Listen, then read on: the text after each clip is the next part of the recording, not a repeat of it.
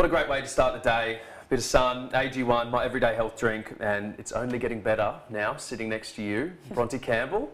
Look, I've got a whole list of things here that I could say that you do.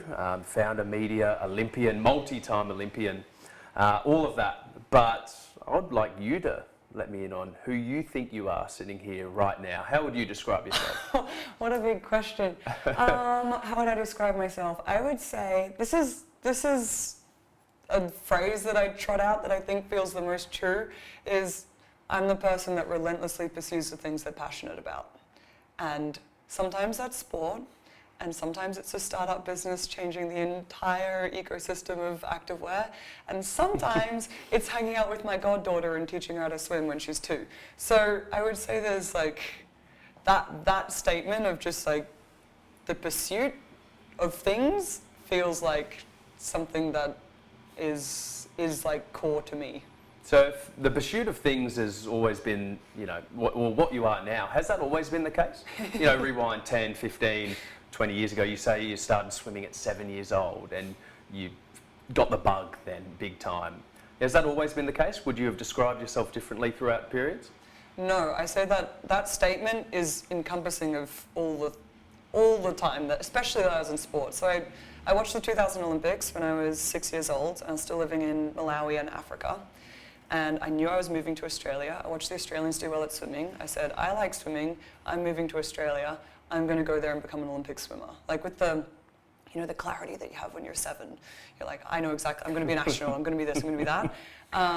And then I was, in my mind, when I was 7, I was on that path already. And I was pursuing Olympics. I was like, the Olympics I'll be old enough to go to will be 2012. I'll be 17, and I think that's a realistic goal for me, so I'm just going to start working towards that. I mean, amazing clarity as a 7-year-old. It's intense, man. I was so intense when I was 7.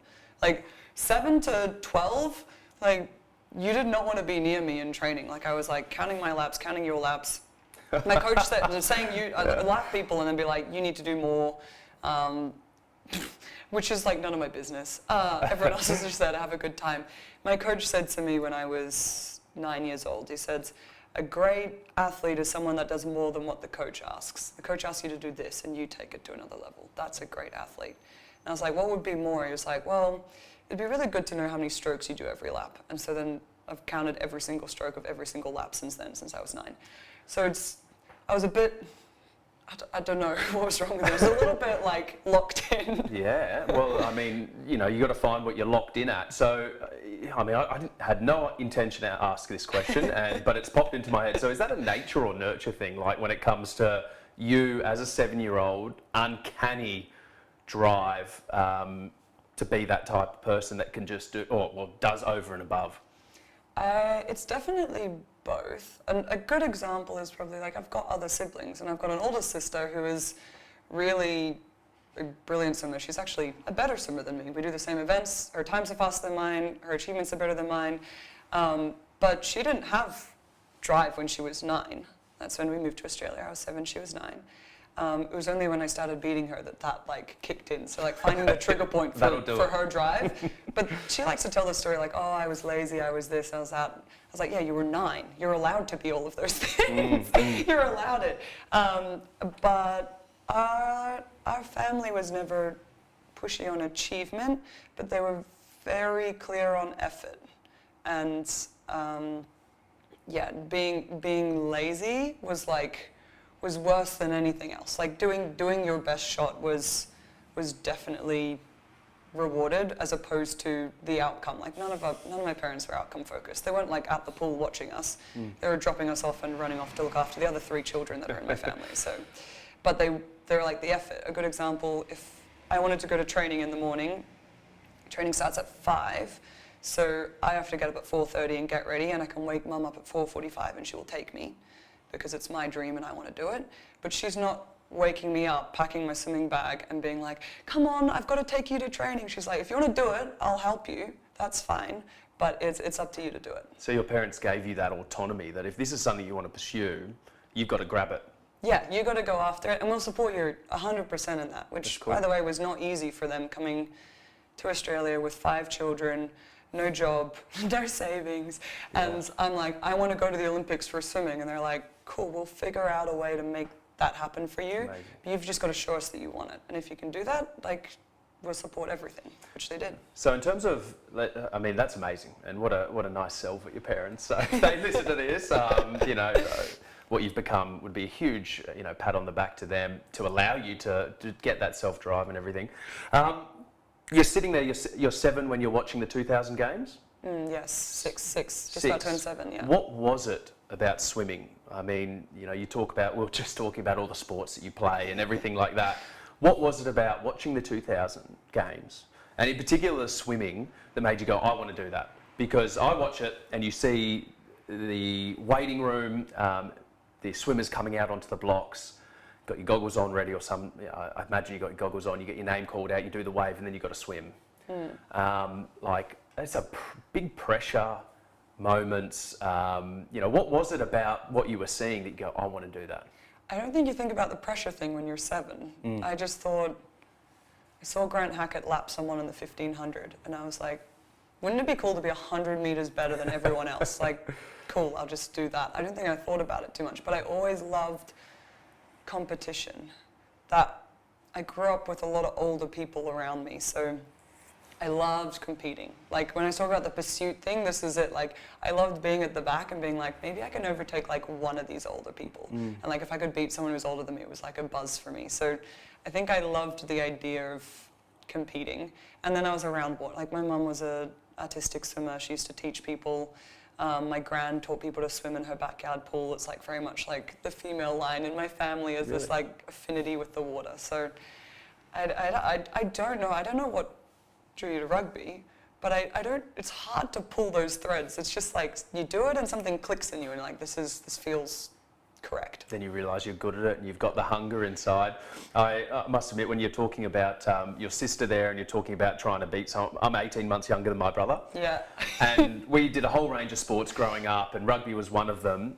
And, you know, PlayStation, like we'd play PlayStation together. Can't play PlayStation against each other. He would flog me. He was much better at PlayStation than I was. But I would get so angry if I lost in PlayStation to my brother. I'd get filthy, and we couldn't play together. Like, we actually couldn't play together. When we would surf together and I saw him catch a good wave, I'd make it look like I didn't see him catch that good wave because I didn't want to give him the feeling that he's getting one over me. And I don't know if it's being that sort of second sibling in line, and you've got the older brother thing. I don't know if that's universal for every, you know, younger sibling, but yeah, I'm hearing what you're saying. Most sports people are second siblings. Is that right? Yes.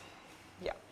And there's a reason, because you're always like, it's the reaching. It's like, it's the reaching, it's the competitiveness. Yeah. And you learn how to, I think you learn how to lose young and your world not ends, because you're losing constantly, because the other person is bigger than you.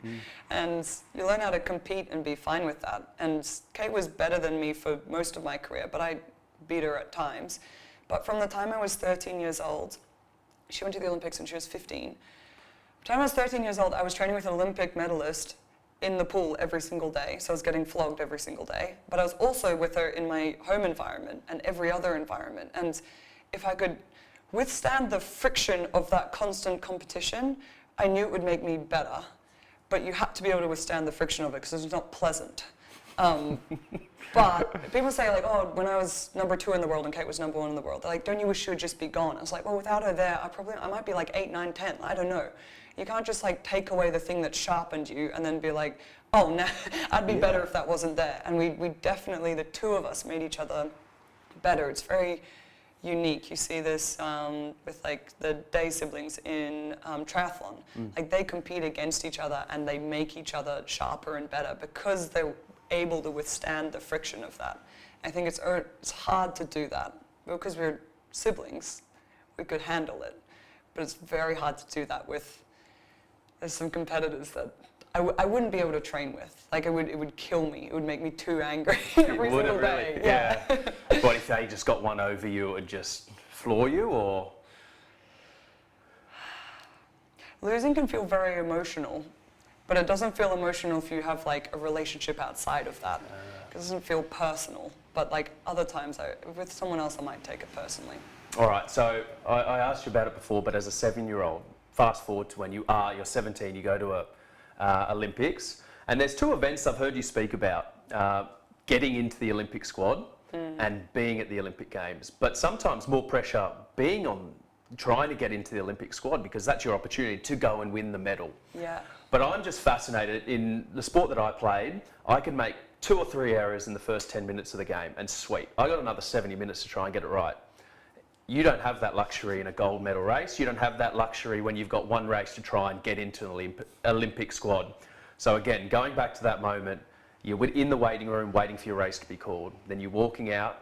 What's going through your head at that point when your name's getting called out, you're in lane 4 or 5 because you've qualified really well, you're in the event that you want, that's your best event. How do you get your head around those moments, and what's it like? Take us there. It's the best feeling ever.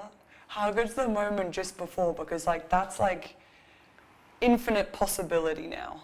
And it also feels uncomfortable. I'm not going to pretend it's comfy, but that's the whole reason we train.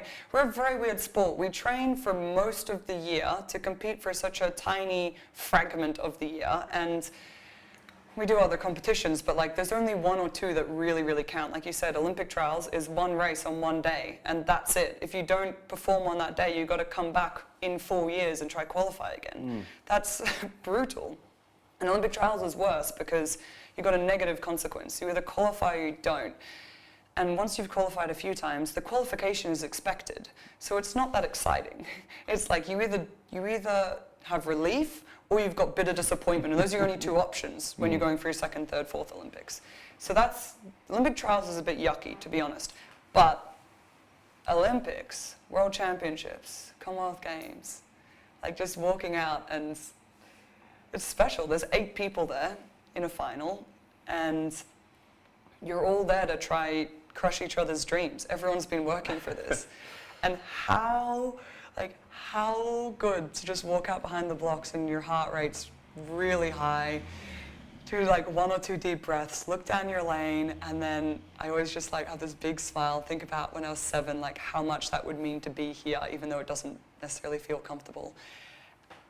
And then you just try to let go, because you don't have time to make mistakes. You also don't have time to really think. So you've got to detach your mind, and maybe you just have one cue, and you just got to relax into what your body knows it needs to do. That's it. It's all your work's already been done.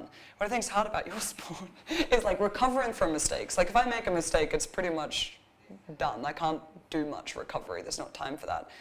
Make mistakes, recover, think, have critical thinking, make decisions while you're competing. I don't really have time to do that either. It's over in 24 seconds or 52 seconds if it's 100 meters. So it's about disconnecting your mind at that point. It's funny sometimes making mistakes. You make a mistake in a game, and then you try and overdo it. You try and overcorrect. I would do that. Yeah. So, you drop the ball or whatever, miss a tackle, and you're like, okay, I'm going to make this up. And you seem to just compound things and make them worse rather than sticking to the script. So, are you when the pressure comes on, you start to get nervous, you just see it as a time to simplify and actually sort of make the goalposts, I use the goalposts, but make them smaller, one thing to remember in your swim. Is that right? Yeah, as simple as possible. And this comes back to my first Olympics. I was I don't know how to go there and be an Olympian. I don't know how to do that. And I was do you know how to swim from this side of the pool to that side of the pool? It's yeah, that's all you're here to do. That's it. You got one job. And it helps. It's just simple, but it's also exciting. You can't let go of the fact that nerves and excitement are 2 sides of the same coin, and you can choose to flip it. You can be feeling nervous, and you can flip it around and be I'm so excited to be here and competing. And the physical sensation doesn't change, but the way you perceive it changes. And then the bit where you say it compounds, the tension and holding tight to something, that's a sure way to fail in those moments. So to me, I got to train my life depends upon it, and I got to compete like I don't care. It's really hard. It's really hard to flip that switch, and I don't do it very well often. I can remember one race doing it very well, walking out behind the blocks, being what's the worst that can happen here? The worst thing that can happen now is you come 8th. And I was that's the worst thing that can happen. Like, bring it on. And that's the fastest time I've ever swum in 100 freestyle. Really? Yeah, free. And can you recreate that moment, or was that a one-off? Or have you learnt to go, okay, I can actually get in that zone each time? Or was that, you know, just the way that the day played out that got you there? Have you worked how to try and recreate that feeling? You can always try bring yourself to the present. So I would always like look at a little patch of water and like zone in on that thing, just to like bring presence rather than, you can't be outcome focused at the time. You can't even really be that process driven at the time. You might have one cue, that's it. So like a keyword cue and like a visual cue to bring you back to like your body in the present. That's about it. There's not much else. So yes, from that, I've been able to recreate it to a point. But that was the first time that I really like competed from a place of complete freedom. But it's hard because you have to let go of the wanting in order to get the thing that you want. It doesn't work, does it? It's really it's back to front. Yeah, it is. But it's if you can do it, and the latter half of my career has been like that. Has it? The first half of my career was competing to prove something to myself, other people, prove belonging, prove like that I could do this. That's a lot to compete for every time you're standing up behind the blocks. If you're competing for your self-worth every time you step out on the field or the pool or the track, that's a very hard thing. That's tension in your body. If you're competing for, wouldn't it be great if, and I'm fine if it's not, that's a lot more free. But it takes a long time to get there, or it did for me. Yeah, and I love the question, what's the worst that can happen in this moment? Like, to have that moment, I think back to, you play long enough and you get to a point, you go, I made a mistake, and you go, I'll do, when I saw that you smiled before the race, I was like, oh, that's good, because if I made a mistake, I'd smile to myself and go, oh, that was hopeless. But what does the next moment need from me? Yeah, and like that's just simplifying, asking yourself a question that then you can put a good action in place. Okay, well, I'll probably need to do this, and it completely takes you off what you might want or what you've just done. It just brings you back to the moment, and like the way I can say it here is so much simpler to actually doing it on the field, because you do something wrong and you're like, oh God, I need to do this now to have a good game. So to actually have that presence only if you're doing it at the start of your career, well done to you, but it's very difficult to do it, and like it sounds like you've done, it's taken you a while to, well, you had it in patches, but to certainly have that front of mind more often. It's an emotional maturity that you, when you're 14, 16, 17, you can start practicing these things, but you're also not that mature emotionally. No, like you need to. There's an experience in it growing up. And what was interesting about you just said is like, that's a hopeless thing I just did versus I am hopeless. Like I'm bad, I'm terrible at this. Which is like earlier in my career, I'd be like, I had a bad race. I'd be like, I'm dreadful. I've done this. It's like no, that race wasn't very good. So that execution wasn't very good. Is a long step away from I'm a terrible swimmer, which is it's very easy to get pulled into that vortex when you're competing for your self-worth. That's the vortex you go into straight away, and that's a deep, dark one that takes a while to get out. It's so bad, isn't it, when you're swimming or playing for that.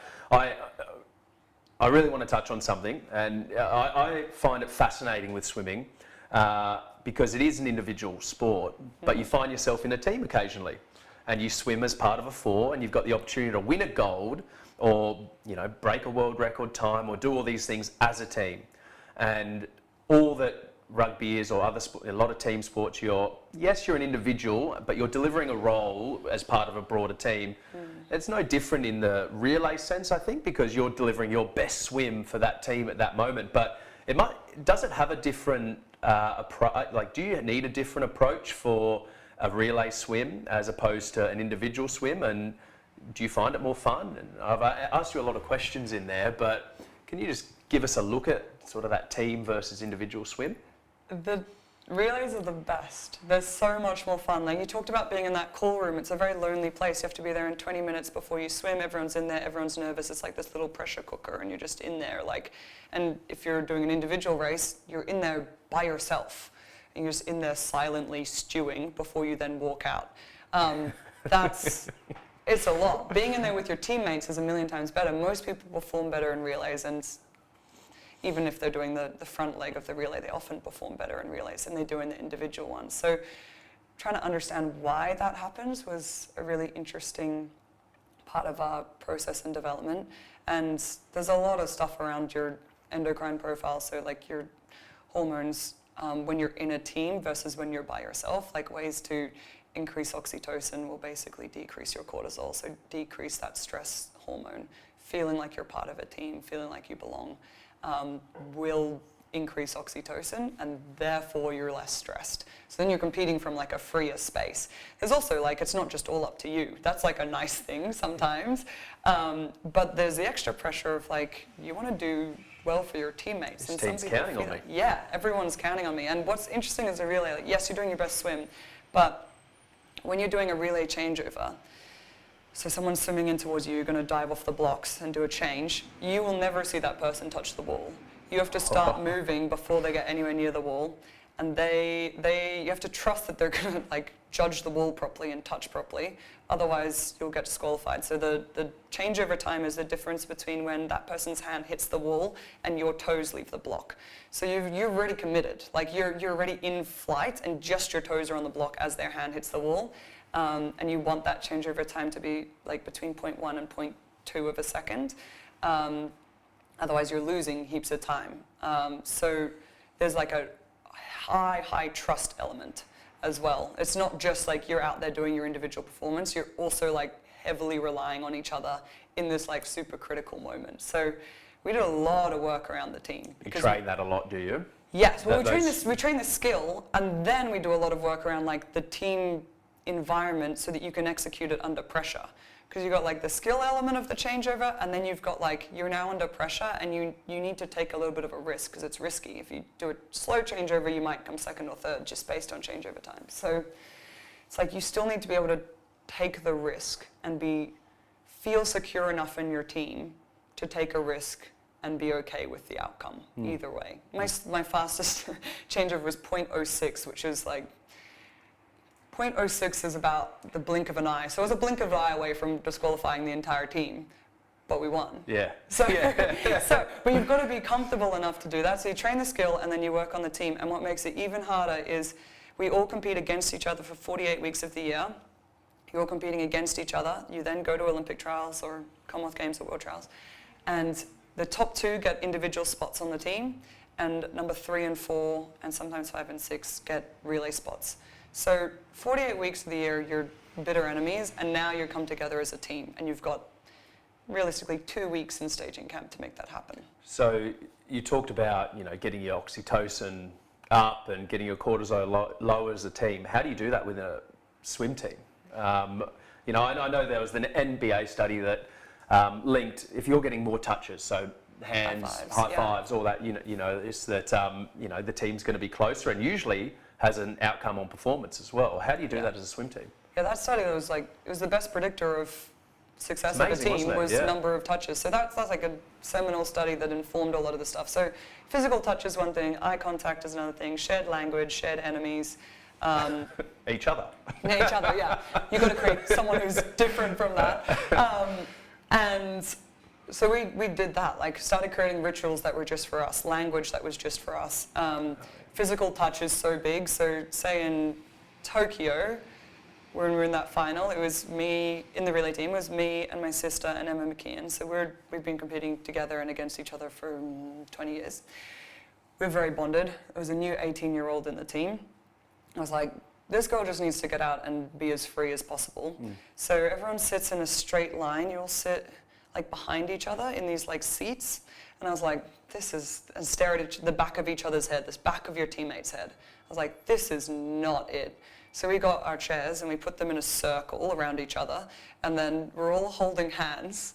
And I was, Meg loves Disney stuff, so I was like making up lyrics to stupid Disney songs, and just like physical touch, eye contact, like a bit of vulnerability, a little bit of like, we had like this one word that we were using, we were saying that a lot, like just anything to make it feel like you were part of the unit and it's not just all on you, Meg, like we've got each other. And she went out and she did a beautiful job. And I think we won by 3 seconds, so it actually wouldn't have mattered if if she swam a little bit slower. But it was like change the environment to make this work for you in that moment. Everyone else was sitting in a straight line, staring in the back of their teammates' heads, and we were sitting like in a circle, looking at each other. I've heard golfers talk about when they play in the Ryder Cup and they finally get to be a part of a team, how cool it is. And you watched the 2000 Olympics, I watched the 2000 Olympics as well. We're similar age. I am older, but unfortunately. But, the swim team, the men's swim team back at 2000 and the guitar situation and how Shared enemy, right? Shared enemy. Yeah. And how much that team looked like they liked being together, even though it's such an individual sport. So cool. Yeah. Like, so it's cool. It's special. It is special. And I know that tell me if I'm wrong, but you're big on that ownership and accountability when you're swimming individually, but then you're accountable to other people as in part of a team. And I mean, it must be nice to have that sort of that change in the environment keeps you fresh. Yeah, it's the best. Relays have been the biggest joy of my swimming career, and like we're very big on you win and lose as a team. We've won a lot. The women's 4x100 freestyle relay team is the only team we've ever had that's won 4 Olympics in a row. No one's ever done that before. I think one other team had done 2 in a row. And we've done 4 and been undefeated since 2018, I think. And broken like 5 world records in that time. But that's new people coming in, and those new ones coming in have been competing against us for the whole time. So it's been difficult, but it's also been the biggest joy is being part of that team and watching that team succeed. Even when I haven't been part of it, watching it succeed is just the best. But you can take a bit of comfort in the fact that you've built sort of this fire pit where everyone's, coming in and you're tested in the fire. Like you've trained against your sister as a youngster, and then, to get in that 4x1 team, it's hard. Like, so you've got to be right at the top of your game to get into it. Like that's, if you're 20 years time and you're sitting in the stands or you're watching on TV at the Olympics, like you can take. It must be nice feeling like there's some credit that you can put towards. No, I know that you probably won't be going, oh, I did that. Oh yeah, it was all me. You guys just slugging out every day. It was all me actually. It's a cool sort of lingering thing that I'm hoping you're there's part legacy. of hopefully a legacy there. I am hoping that there's legacy there, and I can see that. But what you said there is really interesting. Like when you raise the bar really high, you tend to find that people reach for it in a way. It's like that great story of people running a 4-minute mile and nobody doing it, one person doing it, next minute like 10 people have done it in a week. And it's very hard to make it into the team, and so therefore everyone stretches to it. We did this in the swim team in 2013. So to qualify, you have to come first or second in the country, and to qualify on the world stage, you have to swim a top 16 time in the world. So that's pretty high. That would be making a semi-final. Australia decided, no, that's not high enough. We're going to set an extra time, or it's going to be a top 8 time. So we won't take you unless you're top 8 till you can make a final. And in 2012, I think there was like maybe 12 out of the squad of 40 that had swum a top 8 time, and the rest were in between 8 and 16. Go Australia. And then when you changed it, and then when you change it to top 8, that same group of people, the next year, 25 of them are making it over the top 8 qualifying. Yeah. So you change what you have to achieve, and somehow people reach for it, like, which is funny because I think I'm like trying as hard as I can, and then like you see something else become possible or expected, and suddenly you're like, well, that's just what I have to do now, so I just have to make it work. And people did, and we've still got that qualification standard. We only take top 8. Do you love those lessons that you've learned in sport that now carry over to some of the other things you do? I mean, you're a founder, entrepreneur, like I said, of the activewear brand, Athletica. Have some of those lessons now carried over for you? So many have carried over, and then there's also pitfalls from it as well. Okay. There's both sides of it. I would say lots of them have carried over. Like having a clear goal and a focus and a direction that you're moving in. Sport's great for that. You've got your 4 lines around the thing, the rules are very clear. Life's not really like that. Business is not really like that. So knowing that it's going to be more ambiguous and being comfortable with that is probably something that sport doesn't teach you. It teaches you how to operate within a system. What is great about that, though, is like building a very clear system in an ambiguous environment is really important. So the success of my company in 4 years depends upon what I do on Monday morning. In the same way that the success of me swimming at the Olympics in 4 years' time depends upon what I do every single Monday morning. So building a structure that enables you to know what you need to do, but loose enough that you can take on innovation and change at the same time. That's a challenge, but it's really interesting. And the discipline that sport gives you is very much, especially when you're a founder and you don't have that structure already built. Like lots of companies already have this already built. It's like you show up at 9, you leave at like 6 or whatever, and like someone else is telling you what to do. That's not the case when you're starting your own thing. So it's been really important. Hours are a bit less defined, aren't they? They're a lot less defined. There's a great thing going on at Instagram at the moment. It's like, I wanted to become a business owner so I could work my 120 hours a week whenever I want. Yeah. It could be a Saturday, Sunday, and a public holiday. Yeah. It's wonderful. I've had this thought, just going back to your training, and it's been a bit of a trend that I've seen, certainly in footy, but I'm keen to get your aspect on it. When you're young, you've got to put in volume for, you've got to run the kilometres, you've got to do your amount of passes, you've got to mentally understand the game at a professional level. So volume's just much higher on that level. As you sort of go through your career, the volume on that can go down. So for me to get into rugby shape towards the back end of my career, it took much less time than what it did at the start. So the volume of that goes down.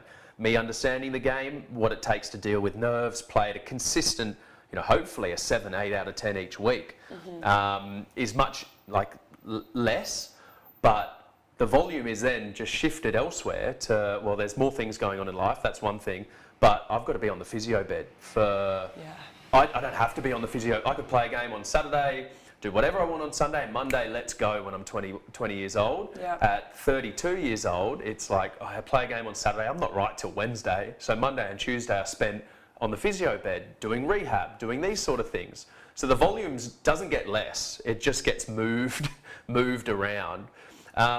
What's training look like for you now in comparison, and does that sort of thing ring true for swimmers and yourself? Yes. Yes, definitely. As you get your training age, you can do less. I would say swimmers train a lot, even later in their career, typically train a lot. I didn't get to train that much less as I got older, maybe a little bit, but I had to add on so much rehab. So like my session would be 2 hours and I'd need an hour and a half before and an hour afterwards. So like the amount of time then gets added on.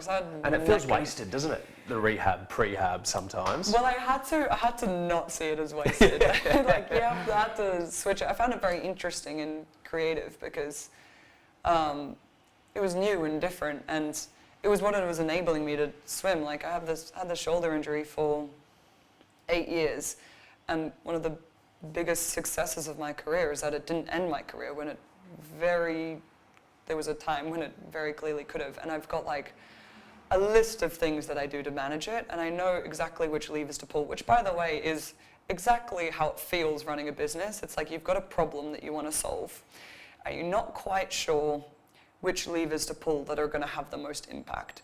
And like for me, it was like meditation, bloodletting, like some super bizarre, like really weird, out-of-body, deep, hour-long meditation stuff, which was very helpful.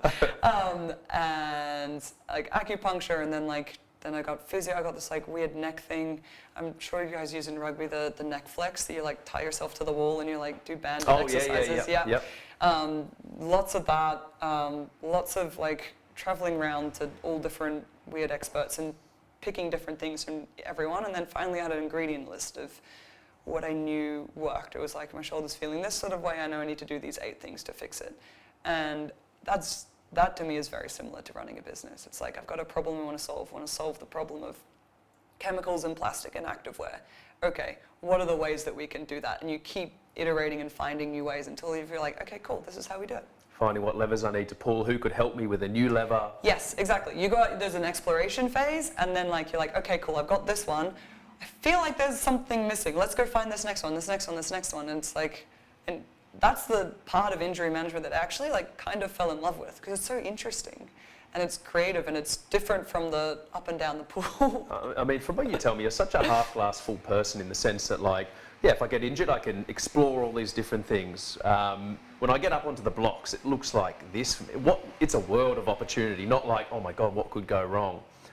Which is like such a great way of being. I've read that you changed your stroke, and I'm interested because, you know, as you've progressed as an athlete, you've had to change your stroke. Like that just seems, you know, it sounds like a golfer changing their swing when they're already a professional golfer. That's daunting. And the question I want to put to you is, you know, a level of pride around things that you've done, and, you know, pride might be an overused word, but, you know, you've won gold medals, you've, you know, done all these, started a business, all these crazy things. And the pride in, like, actually, you know, just, you know, where does something like changing your stroke, which might seem, you know, pretty common to you, but I'm like, geez, that's a big thing to do, to get through that hurdle, go, no, I'm going to go down this path. It could be an absolute fail, but I'm going to go down it. Like, what in your career stands out as a real highlight for you? Actually, it's funny you say changing the stroke. That's that was a really big thing. I competed in one way for 20 years, and then I moved to a new coach, and he was like, I want to change this and this, and I also think it'll help with your shoulder. And what that realistically looked like, to be able to do it automatically, because it has to be automatic by the time I'm racing, what that realistically looked like was me thinking about, like, consciously thinking about every stroke for 3 months and, like, pulling it back in line every time for 3 months. And I do 19,000 swim strokes a week. So it was a lot. But, like, what's the worst that could happen? The worst that could happen is you get a few months into it and you're like, this is really not working. And you look for the indicators of success. It's the same with a business. It's like, you try something, and then you look for the metrics that are telling you that you're on the right track. And if you're not finding them, then you have to think about whether it's right or not. But, like, what's the harm in trying? And you love that decision you made? Yes. Oh, it was so, I loved it so much. I loved that preparation so much. And I loved where it got me. I wish I'd had a little bit longer. Ended up getting injured at the end of that preparation, but so that sort of threw a spanner in it. But I wish I probably had like 2 years and I had 18 months. I think I need a little bit longer for that change to set. In my 50 freestyle at that Olympic trials, I finished long on the wall, so... What's that mean? It means I was gliding a little bit into the wall, as opposed to like finishing like hard on a full stroke. So like your stroke touches as the same, like full momentum. Full power, yeah. And I used to swim like looking forward a bit, and then we changed it to like really looking down. So it was a lot harder for me to judge the wall, and I wasn't quite used to it at speed because I hadn't competed that much. So like having an extra 6 months of competing and getting that automatic would have been helpful. Would have been really nice. It would have been nice. It would have been nice. Wouldn't it? But in the interest of time, I've got one last thing for you. And what you've spoken about today, I think's been really insightful for me. But I want to do a bit of a hypothetical. Okay. Don't worry, it's nothing scary. So you've obviously got, you know, you have your own podcast with your sister, and you're doing media, and you're doing this with us today. Founder, entrepreneur, gold medalist, Olympian, incredible swimmer. But all of a sudden, you can only choose one of those, and you've got to go back to a teenage Bronte, and you can only choose one of those. What would you choose, and why? I would say I would choose swimming again, even though that is not a financial decision. That's not a smart decision. That's not a very good business decision, like, at all. But if you think about like the pursuit of something that is very unlikely, that makes me very excited. The chance of going to an Olympic Games is 0.017%. It's very, very small. And the pursuit of something that big, that like, it just does something for me. When we were capital raising for my business, they were like, 2% of funds go to female founders. And I was like, I'm coming from a world where 0.017% is what I was working with. 2% sounds freaking great. Let's go for it. So I don't know. I just think there's so much value in it. And I think even, I hope, I don't know, because actually I do know, because there's things in swimming that I haven't achieved. I don't have an individual world record, I don't have individual Olympic gold medals. Those are things I would have loved to have done, would love to do. And I still think that the pursuit is worth it regardless of result, and it has to be, because the value is in the trying something big, and that's something that means something to you. And for some reason, when I was 7 years old, the Olympics meant something to me, and following that, I just don't think I could have ever gone wrong. Like, even when I was 15 years old, I got glandular fever, I got post-viral fatigue, I thought I was gonna have to quit swimming. I couldn't train for 6 or 7 months. I had hip surgery. Like, this was all happening around this age, and even if that had been the end for me, I still think it would have been worth it. So Really? still picking it. So, say you do win an individual gold. Let's do it other way, hypothetical. You win an individual gold. You win get a world record for an individual.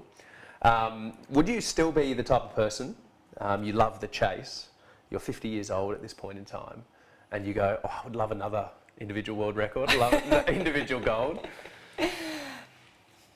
Probably. Yeah. I mean, It's the chase. It's the chase. It's the chase. But, I mean, I say those achievements that I haven't had, like, what makes me happy is when a race is a conversion of, it's an accurate reflection of the work that's gone into something. It's like the potential has been realized. That's what makes me very happy about a race. And then the result of that, like the outcome, might be a medal or something like that. But being like, there could always be a little bit in me that's like, physically, could you do more if you did X, Y, and Z differently? And there's so many variables, so the answer is yes. Always yes. There's always something you can change to get better. You're never the best. You're never perfect. So, yes, I think like the fiddling with things to get better is like, it's kind of addictive as well. And maybe that's the bit that would bring me back. Well, Bronte Campbell, it's been awesome to hear how you're never going to be satisfied. No, but in a way... Content, not satisfied. Content, but always excited about the process, and process is so overused, but the pursuit of doing whatever it is you want to do in terms of whether it's business, your sport, you know, being a good family member. It's been really cool to hear from you, and thank you for coming on today. No, thank you for having me.